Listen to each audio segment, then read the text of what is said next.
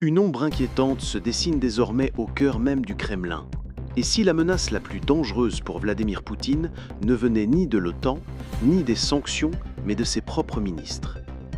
Hier, lors du Forum économique international de Saint-Pétersbourg, ce théâtre habituellement destiné à présenter la force russe s'est transformé en scène d'un bouleversement inédit.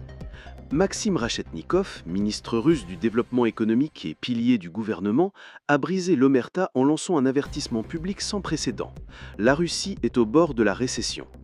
Devant un parterre d'élites russes et d'invités internationaux, il a souligné l'effondrement de la confiance des entreprises, la chute des indicateurs économiques et la menace d'un refroidissement appuyant l'économie dans une hypothermie dont elle pourrait ne pas se remettre facilement.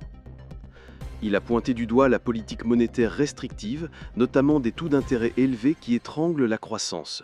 Son message était clair: sans mesures rapides, des assouplissements politiques et un soutien immédiat, la chute économique sera inévitable.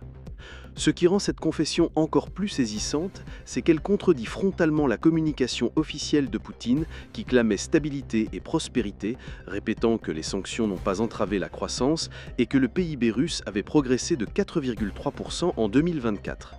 Rachetnikov révèle une réalité bien différente, où la croissance ralentit dangereusement, la confiance vacille et le spectre d'une contraction se précise. Ce désaveu interne ne vient pas seul.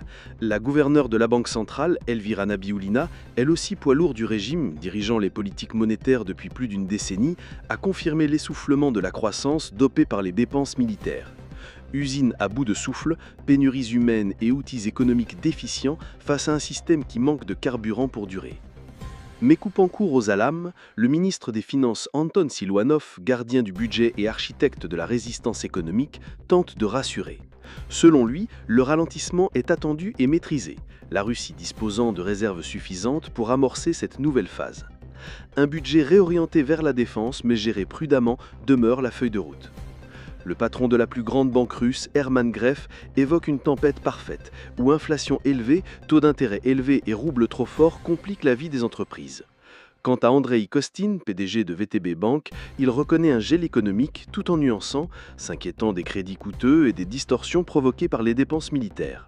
Ces interventions bien qu'atténuées montrent explicitement le fossé grandissant entre les dirigeants russes, une fracture qui fragilise l'image de cohésion que le Kremlin veut projeter.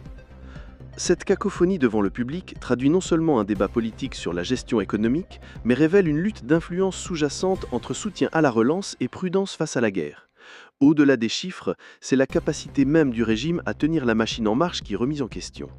Alors que l'inflation avoisine 10%, érodant le pouvoir d'achat, que les taux d'intérêt atteignant des sommets à 20% ralentissent investissement et consommation, que la croissance prévue pour 2025 chute à 1 à 2%, bien loin des objectifs, les tensions s'aggravent.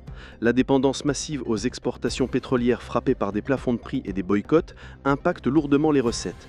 Le Fonds national de richesse, éponge financière du pays, a été réduit à moitié, forçant Moscou à puiser dans ses réserves. La croissance des dépenses militaires, qui représente désormais 6% du PIB, exacerbe encore les déséquilibres, précipitant des pénuries de main-d'œuvre estimées à 2 millions dans plusieurs secteurs, tandis que l'incapacité à remplacer les importations freine la production industrielle. Les désaccords publics entre Rachetnikov et d'autres poids lourds comme Nabiullina ou Siluanov ne sont donc pas des simples nuances. Ils symbolisent de profondes fractures. Chaque camp représente une vision différente de la marche à suivre. Croître et éviter la récession, contrôler l'inflation ou préserver l'équilibre budgétaire à tout prix. Cette désunion reflète la difficulté croissante à concilier les ambitions de guerre avec la nécessité de stabilité économique et sociale. L'atmosphère de conflit traverse aussi les sphères locales, où les infrastructures s'effondrent faute de financement, les coupures de courant et hausses tarifaires accentuent les pressions quotidiennes. Parallèlement, une vague de purges et d'incidents mystérieux secoue l'élite russe, exacerbant l'angoisse au sommet du pouvoir. Depuis la destitution du ministre de la Défense Sergueï Shoïgu en mai 2024, au moins une dizaine de généraux et hauts responsables ont été arrêtés pour corruption ou mauvaise gestion. Plusieurs morts inexpliquées ont frappé les figures majeures, comme l'ancien ministre des Transports Roman Stovadov, retrouvé mort d'une balle dans une situation entourée de suspicions, ou des dirigeants d'entreprises d'État. Ces événements dramatiques nourrissent une peur palpable dans certains cercles dirigeants où la loyauté est surveillée et la moindre erreur sévèrement sanctionnée. Cette atmosphère de paranoïa contraste avec l'impérieuse nécessité pour la Russie de maintenir une facette d'unité et de force, alors que la contestation interne gagne du terrain. Certains membres du gouvernement osent maintenant exprimer des critiques à visage ouvert, révélant les tensions croissantes entre la réalité économique et les impératifs militaires. La fuite de brindilles, la sortie massive de capitaux et la dégradation du climat des affaires alimentent un malaise profond qui pourrait mettre à mal la cohésion du régime. L'image du leader incontesté s'effrite lentement sous le poids de ses contradictions. Depuis plus de 20 ans, Poutine a incarné la force et la stabilité, un homme dirigeant une équipe soudée vers un objectif commun. Mais ces fissures, visibles au grand jour, signent une érosion du pouvoir. La guerre, avec son coût pharaonique en vie et ressources, puise chaque année plus de 10 000 trillions de roubles, fragilisant la capacité du pays à tenir sur la durée.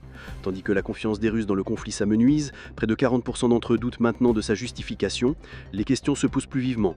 Combien de temps pourra-t-il encore contrôler ce système apparemment si rigide ? Ce tournant fragilise non seulement la stabilité politique intérieure, mais aussi la place de la Russie dans l'équilibre géostratégique mondial. La pression combinée des sanctions sur le pétrole et de l'usure économique pourrait forcer le régime à faire des choix décisifs, entre compromis risqués et exacerbation de l'instabilité. Pour l'heure, les mots de Rachetnikov résonnent comme un avertissement sombre. Même les régimes les plus autoritaires ont leurs limites, et le Kremlin n'est pas à l'abri de l'effondrement.